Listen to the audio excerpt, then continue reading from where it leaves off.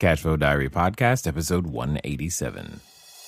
Welcome to yet another exciting episode of the Cashflow Diary Podcast, the podcast that teaches you insider tips, tactics, and strategies for creating leverage streams of cash flow into your life. Learn from top-performing entrepreneurs, business owners, investors, and thought leaders from across the globe as they share their secrets to success.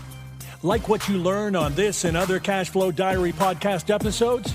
Go to learninvestingnow.com and sign up to receive powerful tips and information that will help you succeed as an entrepreneur and investor. Now, here's your host, investor, entrepreneur, business owner, educator, speaker, author, and master facilitator of Robert Kiyosaki's cash flow game, Jay Massey. All right, ladies and gentlemen, welcome to another episode of the Cashflow Diary Podcast. And you know what? Today, we're going to answer a question for you that I know many of you have had. I know a number of you listen, you have full-time jobs, you've got other things that are getting in the way of you being able to exit that job and, most importantly, make the transition to the thing that you believe you are meant to go and do. And today, I have with me a person who I would call a transition expert. That's what I would call. That's not her title, but that's what I would call her. She's been able to successfully leave behind a nice corporate job, then take a year off. That's the key. And then begin to start a business. Why? Because she was prepared. She knew how to exit and make that transition for herself. And we're definitely going to talk to her about that today. Today's guest is Jane Blaufus. You may have read her book, With the Stroke of a Pen, Claiming Your Life. And now it's an educational as well as motivational book, which has gained acclaim and recognition as a much needed, thought-provoking, and planning resource for families and individuals alike. Now, you guys, I know you.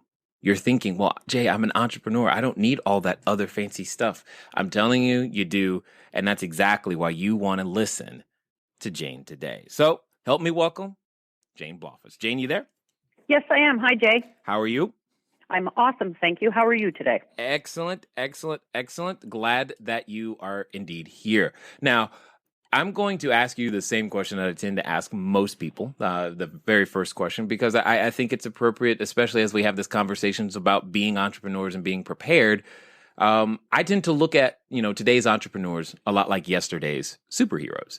So I don't know how many superheroes are of a Canadian nature, but when I say superheroes, I'm thinking Superman, I'm thinking Hulk, I'm thinking Black Widow, Wonder Woman, etc. All of those people have, superpowers that they use in various different ways. And I think entrepreneurs are very similar.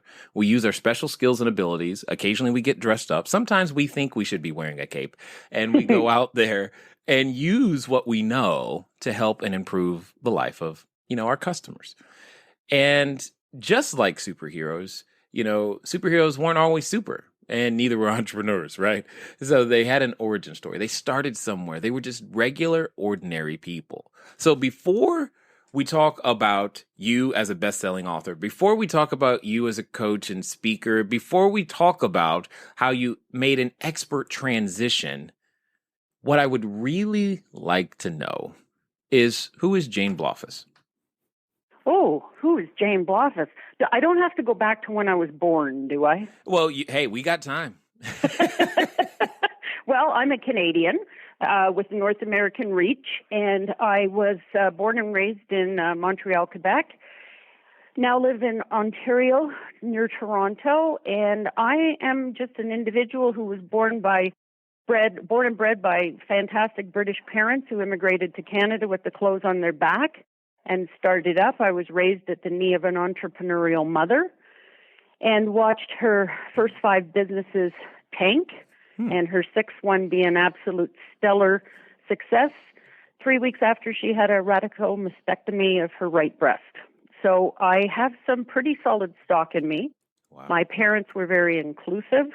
They gave us an opportunity to learn a lot about business right at the knee of business. My dad was an engineer, my mother's most ardent supporter, and he was the one who helped her with her business plan.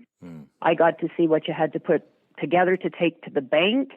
So, my mother ran a tutu factory out of our basement when we were growing up, because I was always in the dance recitals. I think half the time I went to school with sequins stuck on my rear end or to the bottom of my shoes more often than not. But I got to see the long hours, and, I knew sometimes at the end of the month there were only 2 quarters in the bank to rub together. My father brought drafting home at night to make ends meet after we bought a house. So I've been raised at the knee of an entrepreneur, and today it's stood me in good stead. I like a lot of what you said there, because there are some basic things that I think sometimes entrepreneurs are surprised by when they go and make that switch. Because you made mention of the long hours, and then you made mention of, I know that sometimes at the end of the month there's only 2 quarters to actually rub together. Now, before we talk about that though, what I really, really like is that you got to watch your mom, I'll say, not succeed as quickly as she would have liked 5 times in a row. And she didn't quit, but she kept going for the 6th.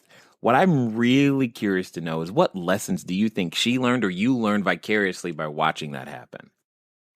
Well, I realized that being an entrepreneur is not an overnight success. You hear the story, how did you... What do you mean? It's not overnight? Hold on. Come on. What are you talking about? Well, everybody thinks, when somebody says, oh, congratulations, how did you do that so quickly? Well, it took me 10 years to get here. I'm not an overnight success. And what I find, and you hear this all the time, like I listen to success CDs, I read, all the books and whatever, and you always hear them say what people don't see is the 95% of the blood, sweat, and tears that goes on behind the 5% when you're out in front and on top. And that's what I saw with my mother, because I lived with it every day. I took over basically running my household for my mother at the age of 12, because she used to work out of the house, and then she took the giant leap and rented a place. And she had this, I'm old enough, and I don't know if you'll remember, but she had this little red Anglia car, and she used to drive like Tony Stewart, and she would peel out of the driveway at like 6:30 in the morning, drive into town, spend the whole day working, come home late at night. She'd work on the weekends, and I just watched her grind it out. And I knew that when I was going to do this, it wasn't going to be easy. And I knew I wasn't going to be an overnight success, but I was a very astute student, and I watched and I listened and I learned. Heck, Jay, I had 2 home-based businesses by the time I was 13 that were flourishing. I was babysitting on the side. I had more money in the bank than the other kids put together. And I just, I learned marketing and sales really, really young, and it stood me in good stead. I'm going to take a stab and say that your mom never said, don't talk to strangers. No, no, my mother never said that. She just said, don't play in the rain if the thunder is out and it's lightning. That's what she used to say. Yeah. I mean, because one of the you just hit on some very, very basic skills, especially with sales and marketing. They're necessary. It's like we try to, make the transition into business and we're like, you mean I got to tell somebody that I have a product or a service? But what if they say no?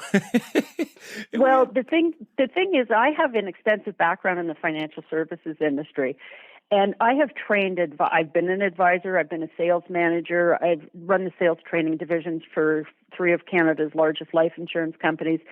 And, the one thing that never in my career when I was selling or I was recruiting and training new advisors to sell, never did I manage to sell anything to the 4 walls in my office, no matter how many times I tried. Yes, exactly. None of them bought. Right? Never once. In fact, your assistant should be nervous if they see you too many times. If you, yeah. That's when they're like, uh-oh, my job's in jeopardy. They're not in the field talking to people. But I think there's something even more necessary that you walked away with that I'd love for you to talk about? Because you had a set of proper expectations from the beginning. So you weren't on some emotional roller coaster, and especially today. I mean, today it feels like, and I'm not saying this is the case, but it feels like if you go read TechCrunch in about 20 minutes, there's going to be another 15-year-old who just came up with another $2 billion idea and a $12 billion valuation or something. But you can be deceived by so much social media out there that says, yeah, you can do it and you can do it big and it feels and it sounds like it's quick, but it's not. And you had the proper expectations going in. How important do you think that is? Oh, I think it's paramount. If you go in with rose-colored glasses on and all you do is look at other people and think, okay, well, they look so successful. I coach entrepreneurs, and I love having that conversation. So how are things going? Oh, great. I'm so busy. I don't know which end is up. And so how are things going? Oh, they're wonderful. I'm just so fortunate. I landed this big deal. And then when you really get to the crux of the matter, it's the biggest facade I've ever seen anybody put on, and their life is crumbling behind them because they don't have $2 in the bank to rub together and things are falling apart. Entrepreneurs, so many of them today, work so hard for so little money. And it's because they, for some reason, choose, one, to do it the hard way, two, don't believe they need to invest in their own personal development. And I'm huge on having coaches. I totally believe that as an entrepreneur, you need to have a coach, you need to have a mentor, and you need to have an advisory board. And I have all of those things. But back to your comment, Jay, I really was fortunate that I was raised, as I said, at the knee of an entrepreneur because I knew it wasn't going to be easy. And there are days when I can tell you that I get up with a lump in my throat and you think something you've been working on for a while is going to come through, and it's not that it doesn't always come through, but we don't have control over other people's decisions. So depending on what you're working on, I have something that could be very large that I started back on in January, and I'm still haven't even got the proposal in yet, and it's the middle of the year because I'm working with a corporation, and they turn around like the Queen Mary on a dime. Yeah, so I had expectations. Yeah, and if you, by the way, could write an ebook on how to control other people's responses and decisions, that'd be great. I'd be the first customer, just so you know. I could make a fortune. But I don't understand why somebody else hasn't done it already, because it's impossible. Yeah, well, that would be the only thing you have control of is yourself. Yeah, but it doesn't feel like that. That's why I'm becoming an entrepreneur, Jane, to have more control. Well, yeah. Yeah. Okay. How's that working for you? Totally. So you were working, for we'll call it corporate. A lot of us have been down that path, and, it took me a while to figure out that I should have never been an employee in the first place. But once I did, now you're faced with this transition. What I would really love to know is, it's like that moment when, Peter Parker's bit by the spider. He discovers that he's got an ability, but he now has to make a choice. What's he going to do with it? I tend to call that the superhero moment, where you realize, hey, this is what I've got, and here's what I'm frustrated with. What am I going to do now? Could you tell us a little bit about that? I'll back it up a little bit before then. Okay. So just to set the stage, my husband, the year before I left corporate, walked out of corporate and walked out of a six-figure job because he was frustrated, and the light had gone out of his life. And I said, what do you want to do for the rest of your life? He says, I want to pound nails. My husband's a very successful general contractor today. A year later, I started realizing that I was very unhappy. And here, let's put this in perspective. I had foot surgery that required me to be off work for 8 weeks. I injured that foot 1 week before I was to go back to work and had to be off another week, and I was thrilled. Yeah. I took the pain over going back to work. So that to me was a huge red flag. And we were going through a huge reorganization in my company, and I basically got to rewrite my job description and nearly ran screaming from the building when I saw it because it was totally operational and I'm totally not operational. So I made we had some late conversations at the dinner table, and I went back to work and I sat down with my boss and I said, this isn't working. It's just not working. My whole passion, my raison d'être, everything I loved about my job was gone. And I didn't think I was being fair to myself, nor my family, nor my team. I had 15 people reporting to me, and my heart just wasn't in it anymore. So I told my boss, I said, listen, if you have at all considered, us talking about me making an exit, I'm open to discussion. So I orchestrated my own way out of my position. And I decided I left. All I did for the first 2 months was sleep because the stress that had been in my body for 2 years was so bad I didn't even realize it. And so it was October 31st, Halloween. I hit the budget button at 11:30, went to 2 goodbye parties, and drove out of the parking lot of the building, put Rascal Flatts' Life as a Highway on, full volume, opened the sunroof, and sang at the top of my lungs and screamed all the way out of town, I'm free, thank God I'm free. Wow. And then I thought, okay, so who do I want to be when I grow up? Right. And that's a big question to ask yourself. And I remember my husband was taking me back for a checkup with the doctor. And I said to him, hey, you know what? I saw a job back at the old company that I just left. What do you think? Do you think I should apply for it? And he turned and gave me this look. He says, I love you more than life itself. But if you go back into that rat's nest, you're on your own. I listened to you complain for 2 solid years. Wow. Won't do it again. And even my grown daughter told me that it was the same. And I didn't realize it. So I then left. I hope I'm answering your question. I might be. Oh, yeah. This is perfect. So I left and I thought, okay, my mind was in a tizzy. I had all of these ideas. I had all these wonderful things I could do. And the noise was absolutely deafening. And I just couldn't turn it off, but I had to get myself under control first and get healthy again. So we went through Christmas and I had a bit of downtime, and then I started to go, okay. So I started doing the pros and cons list. Quite honestly, I got a piece of paper and I said, okay, if I go back into corporate, what are the pros and what are the cons? And and I didn't really want to go back into corporate, but, right. And I'm looking, okay, so I become an entrepreneur. So this is what I know. What are the pros? What are the cons? So I basically did those exercises with myself, but I reached out to people who knew me, who had faith in me, who I knew would be honest with me, kindly honest with me, and I took in and I sought counsel. And I said, okay, so I did a lot of what's the word I'm looking for? Soul searching? Thank you very much. I did a lot of soul searching, a lot of talking, but I did a lot of quiet thinking. And I just eventually realized I've never been cut out to be an employee.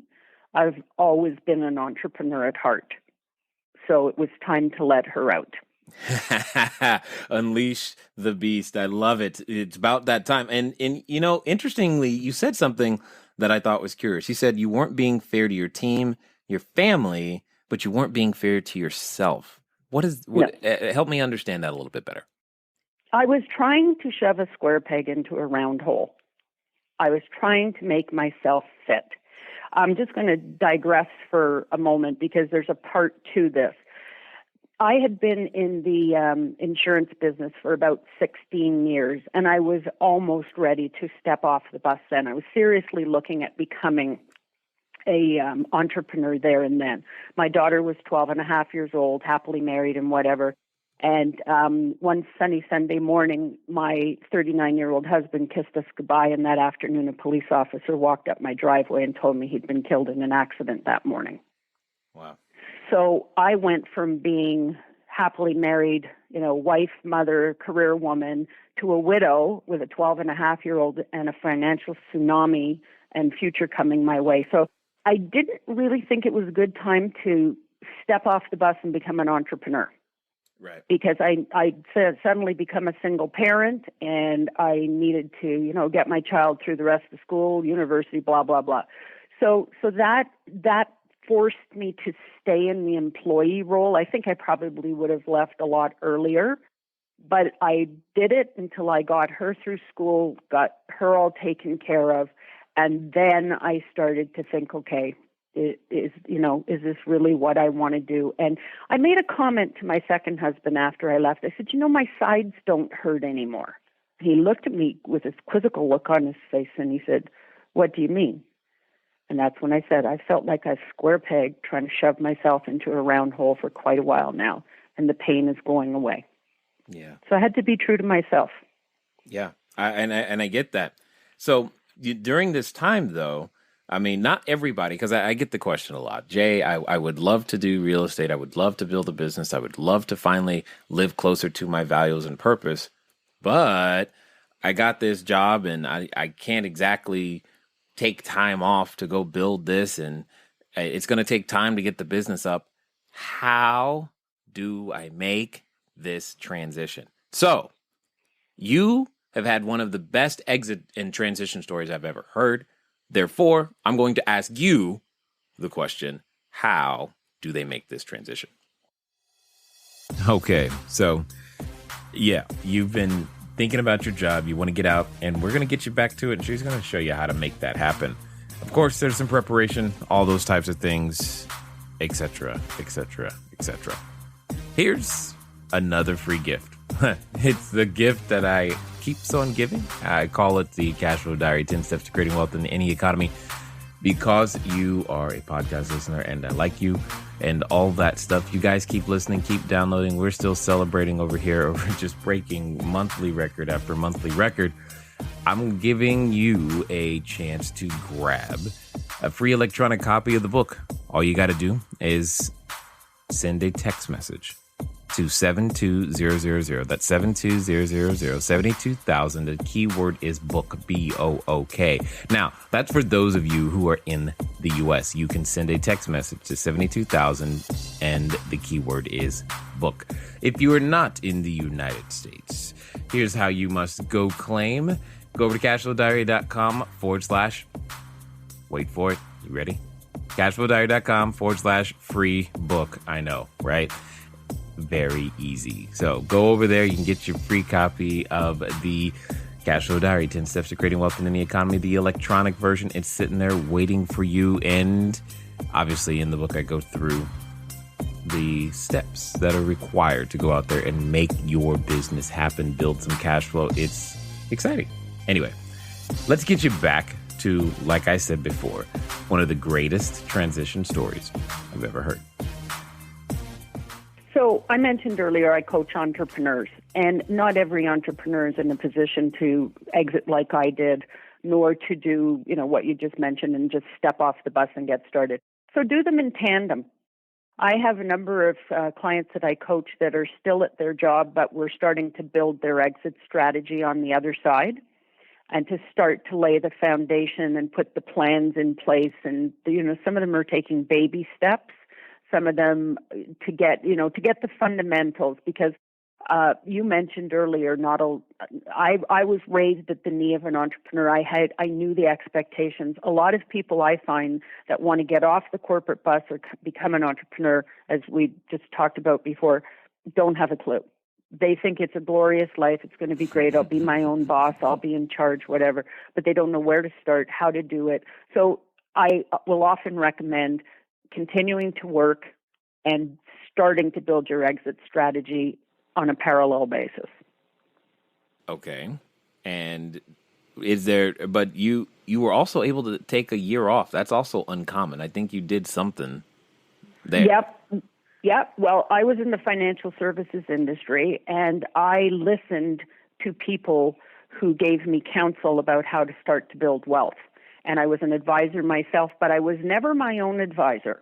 I do not recommend to anybody that they are their own financial advisor. Do me a favor.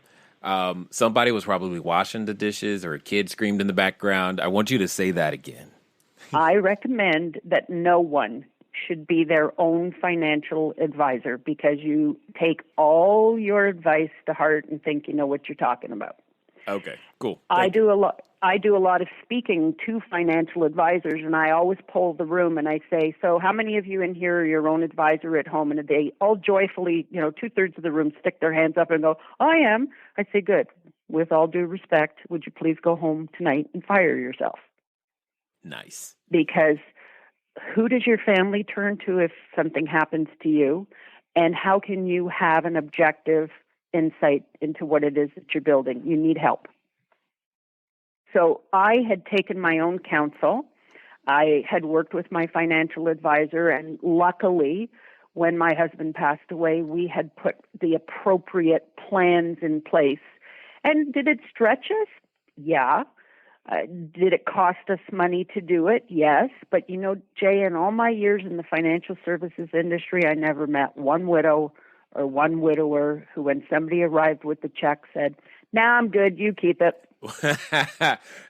Yeah, no, I can't see that happening either. No. And that's kind of the point that I wanted to drive home is, people ask me all the time, they know when you're out there raising capital and syndicating and et cetera, what happens? And sometimes investors are afraid to ask me, what happens if you die? And I'm like, oh, that's a very normal question. Let me show it to you. And, we lay out the plan. But I think, and I'm curious to get your perspective. Do you think as entrepreneurs, we are somehow, just by nature, because to be an entrepreneur, you typically have to be positive, meaning it's never going to be bad. So why would I want to prepare for any of this bad stuff you're talking about, Jane? It might happen to you, Jay, but it ain't going to happen to me.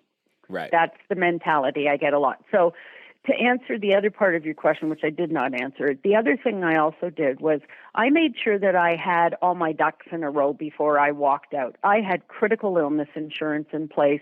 I had executive disability insurance that I purchased while I was in an executive position, and I made sure that I bought the Cadillac. Yeah. I didn't buy, no offense, the smart car. I bought the Cadillac of all of these things because that way I'm in control. I had life insurance in place, personal, not just group insurance, because you don't own group insurance. It's not yours.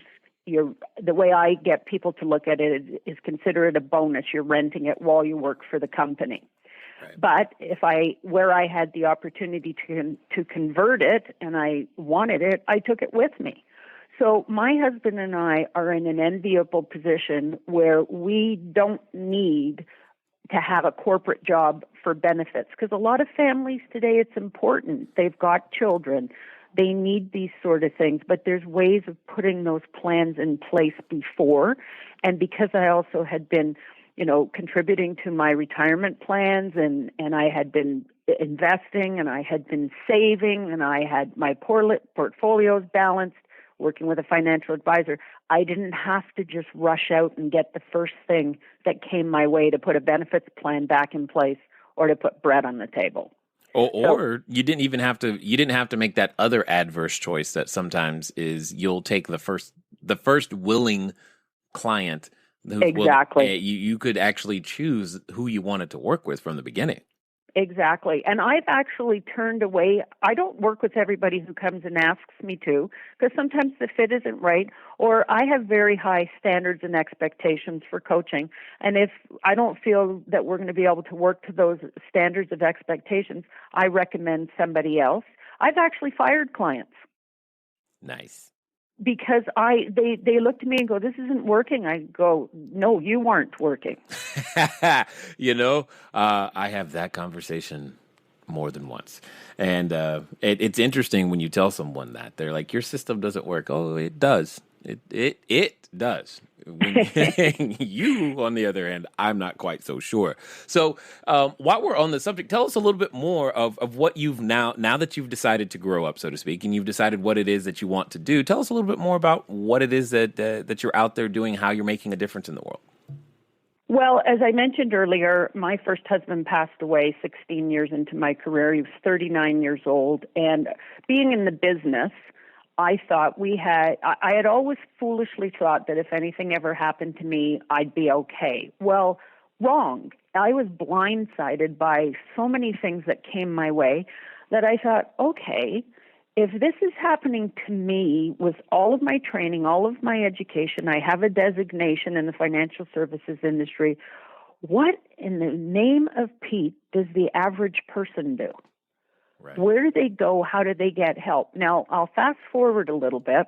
I'm happily remarried to a wonderful man who's become a great stepdad to my daughter. I'm so blessed and so thankful. And he was married to one of my good friends who thought she had a toothache in September, and we lost her to 3 terminal cancers the following June. They had a very different situation in their house. Her 6-figure income dried up. There was no critical illness in place. There was no disability in place. There was maximum loans on the life insurance. There was, when he went to the bank to trigger the mortgage insurance, there wasn't any. It was a completely different scenario. Yeah. So we're now a family. And, as I said to you, I had lots of things banging around in my head as to what I could do, but I'd also had a book banging around in my head for a while. And I had been, struggling with, okay, I just don't want to tell the story because, I don't want people to just pat me on the arm, say, I'm so sorry for your loss and walk away. I wanted to affect change. Right. I wanted a call to action. I wanted to get people concerned about getting their personal and financial houses in order before something happens. So I'm on a mission to get people to start having courageous conversations across North America. We are going to come into the largest transition of wealth in the next 10 to 15 years in the history of humankind. And the problem is that those who are going to leave it aren't prepared properly to do it, and those who are going to receive it aren't going to know what to do with it. Yep. And so therefore money is going to end up going to people that really it doesn't need to go to. Right. And so I said, okay, so how do I take the story, but how do I equip people to eat what I believe is this huge financial planning elephant in the middle of a room? Because nobody talks about this. Like, I cannot believe how many people reach adulthood with never having had a conversation about family finances at home where this financial literacy should begin because it's a taboo or off-limit subject. So I want to change that. I want to get people talking about it. And what I did then was I thought, okay, how do I do this? So I spent 2 years researching with lawyers and accountants and funeral prearrangement specialists and all sorts of people, other financial advisors. And at the back of the book, I've compiled a 30-page roadmap and checklist to help people to have these courageous conversations with themselves first, because you got to have it with yourself first. Yeah. My husband would never tell me his final wishes. He was 39. He was immortal. He wasn't going anywhere. And Right. so I had to do everything blindly, hoping that I was not going to, offend somebody or whatever. So you start with yourself, then you sit down and you have an open and frank discussion with your family. And if you are a business owner, you have it with your business partners. Yep. You need to make sure that there's safety nets in place there, that if you don't hang your business partner out to dry if you become critically ill, disabled, or die, you put plans in place. And then I wanted to help people by giving them questions that they could think about and then go talk to these respected professionals about to get their affairs in order so that, God forbid, anything happens, they're not running around like chickens with their heads cut off, trying to find the paperwork or the keys to the safety deposit box or the combination to the safe in the wall. They can do what they need to do, which is either spend time with those they love or try to get over losing someone they love. Yep. Now, it's interesting. I mean, I'm sure by now it's not one of those popular topics. And you mentioned that, you hinted at it. People don't want to talk about it. And I guess when we're, as entrepreneurs, we're in control of so much. But one of the biggest things that I want to make sure that everybody heard and paused. And this is one of the reasons why, we are doing what we're doing is because of what she said. We're on the verge, the precipice. It's already actually kind of begun. It hasn't snowballed, but it's begun, this transition of wealth that the world has ever seen. One of the largest, period. And those of you, if you were in the class of, going to be where you're transitioning it, there's work that still needs to be done to make sure that it doesn't. I like how you politically correctly said it doesn't go to places that it shouldn't go to. I'm like, yeah, okay. That's called making sure that the kids get the money if that's what you want, and not Uncle Sam or your tax jurisdiction or just charity, whatever. It goes where it needs to go. And for those of you on the receiving end, that's the reason Cashflow Diaries exists, is to begin to prepare you, to help you understand, here's what you can do, here's how you can do, here's the person you need to become. But the question I have for you, Jane, because this is what I'm sure many people are wondering. You said, even with all your knowledge, all your experience, all this, you were still blindsided. What are some of those things that someone would be blindsided by that they're likely not prepared for at this exact moment? Well, I'll use one of the things that I was blindsided with as a prime example. And you buy, I mentioned mortgage insurance. People buy mortgage insurance to go and pay off their mortgage if someone they love dies. That's why you purchase mortgage insurance. So I went to the financial institution and requested to be able to pay off my mortgage, and I was told I could not. Now, I'm not going to get into the particulars because every provinces and states are different, but it's good to know what goes on in your own home. But in my case, I was told that because we had renewed our mortgage for a 5-year term, a fixed term, and we were only 1 year into the mortgage, they told me I would have to wait to pay it off. And I said, no, that's okay. I'll pay the 3-month penalty because that's what you have to pay in Ontario. And they said, no, you don't understand. You cannot do that. You have to wait till the end of the term. Well, luckily, I had a very good financial advisor who was very well connected. We wrote a couple of letters that went up the chain, that came back down the chain, and I was able to pay it off. But if I hadn't had that support, I wouldn't have known. Here's another example. My husband had leased a truck. My first husband had leased a truck, and I didn't get it. I knew everything that went on at home from a financial standpoint, but his business, that was his. Unbeknownst to me, he had not taken out life insurance or disability coverage on it. So when he died, I had one of 3 choices. I could either buy the truck outright, I could take over the lease payments, or I could give the truck back to the dealer.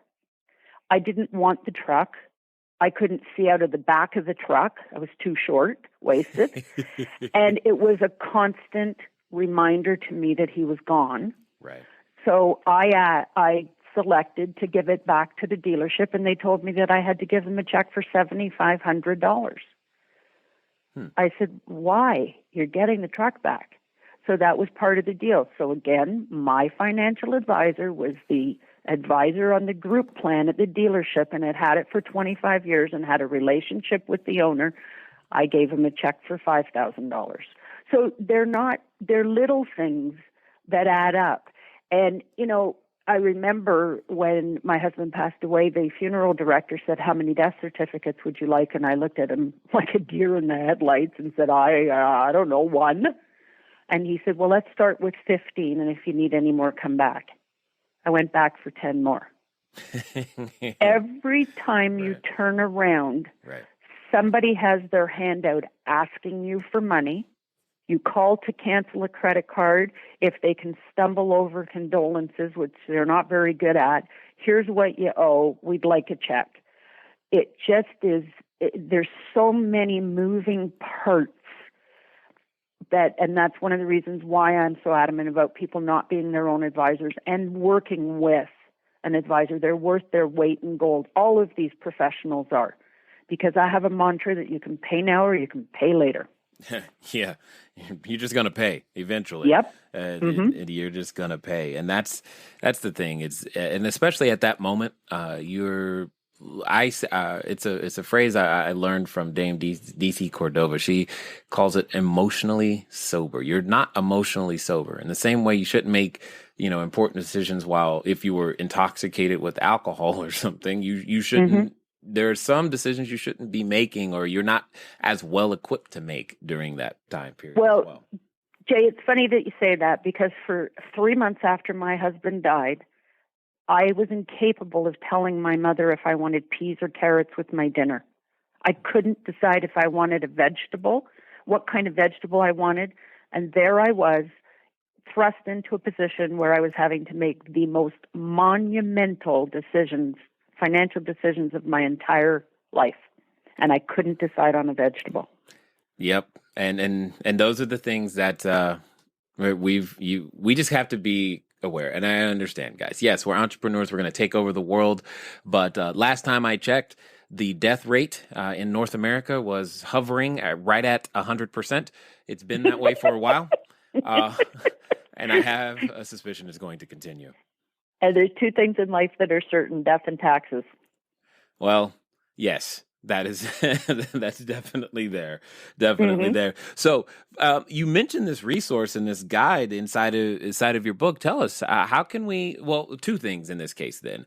For those that have been listening and going, you know what, it's time for me to take my business and prepare for that, that just in case. And again, let me ask you this question. Is this for the established business? Is this for the person just getting started? Who is this advice for, in your opinion? Everyone. That's what I thought you were going to say. Everyone has the same need. It's just on a smaller or a larger scale. But we all, at the end of the day, it's for everyone. And the question I get asked is, when should we start? The answer is yesterday. Yeah, pretty much. I remember. I remember when we were going through that process, and I know the large amount of life insurance that we carry now, and all the things that we have in place, and especially for those of you looking to transition, some of them, specifically disability, as well as anything that's tied to your income, is harder to obtain after you have left the job. So yes. Just keep that in mind. So, if that's something that's just from my own personal experience, it's harder to get some of these defensive measures that need to be in place so that as you're going out there to build your empire, it doesn't get suddenly ripped away. But for those, Jay, go ahead. Jay, excuse me for interrupting, but there's another key thing too, and people don't get this. What's that? It's not money that buys life insurance, critical illness, disability insurance. It's your good health. Okay, you have to explain that one. Your good health is what buys those products. And it's sort of along the lines of what you've just said. People think, I don't need life insurance today. I'm young, I'm healthy, I'll get it down the road. It's your good health that makes sure that you can get all of those products without being turned down or having to pay an additional premium. So the best time to buy all of this stuff is when you're in good health and you can get it. Yeah. It's almost, don't wait. It's like a loan from the bank. When you don't need it, ask for it. Because when you need it, they won't give it to you. Exactly. Now I understand completely. Excellent. So for those that have been listening and are interested and ready to maybe begin that journey, begin preparation, or at least, if nothing else, pick up a copy of your book for that roadmap that you mentioned, what's going to be the best way for us to track you down? There's only one way to get my book, and it's from my corporate website, and it's www.jane, and then I'll spell it, BLAUFUS as in Uncle Sam.com. And the book is on there. And also, I'd like to offer to your listeners, I do a lot of work, as I mentioned, with entrepreneurs, and I have some tools available if they're interested in taking advantage of them, sales and marketing. I've got an extensive background in that, being in the financial services and running the sales training divisions, as I said, for those insurance companies. I'd be more than happy. I do a weekly video every week with sales tips. They can just land on the homepage, and there's a little red button that says join the Claim Your Life community. I'd love to have them come and be part of it. Excellent. Thank you for that. Now, let's pretend for a small moment that there's a person, that is standing outside the superhero outfit store right now. They're ready to pick up their costume. They're choosing the color of the tights, and they're going, do I need a mask? Do I want a cape? They think they do. They're not 100% sure, but in the back of their mind, they've got that nagging little voice that just won't shut up, that it causes them to occasionally doubt, and they go through these spurts of, yes, I can do this, and who am I to really think I could provide some value? What would you say to that person right now? Well, the funny thing is that you keep referring to this super person, Kate, because I use it all the time in speaking. Oh. and we didn't have this conversation before, so I was chuckling when I heard this. And I actually will use a cape in my speeches, and I say, take it off. If the thing is strangling you, loosen it and sometimes take it off. Nobody expects us to put this super person cape on except ourselves. And we do sometimes, and we tie it so tightly that we just about cut off the circulation. So wear it if you want to, but it doesn't have to own you. And be kind to yourself. You're going to have good days, and you're going to have some not so good days. And that's called life. Yeah. Because even if we're not an entrepreneur, it doesn't always go smoothly. So it's putting plans and systems and processes and support groups and advisory boards and mentors and coaches, putting these things in place and these people in place to help you to even out the roller coaster of being an entrepreneur. Yep. Sage advice, excellent wisdom. I definitely appreciate you taking the time to invest yourself here with us at the Cashflow Diary. It has been my absolute pleasure. I've absolutely loved speaking with you, and I hope we get a chance to meet face-to-face at one point, or maybe do this again sometime. I like the idea. All right, ladies and gentlemen, you know what time it is. It's time for you to move at the speed of instruction. What does that mean? That means face that big old pink elephant in the room and get this process started. We've given you resources, websites to go to. I know it's not fun to start thinking about these things, but I'm telling you, you'll sleep better. Your investors will sleep better. And you'll get the courage to go out there and build it bigger, better, and badder, simply because you've done all the right stuff. Guys, gals, it's been fun talking to you today. I look forward to talking to you soon. Until next time.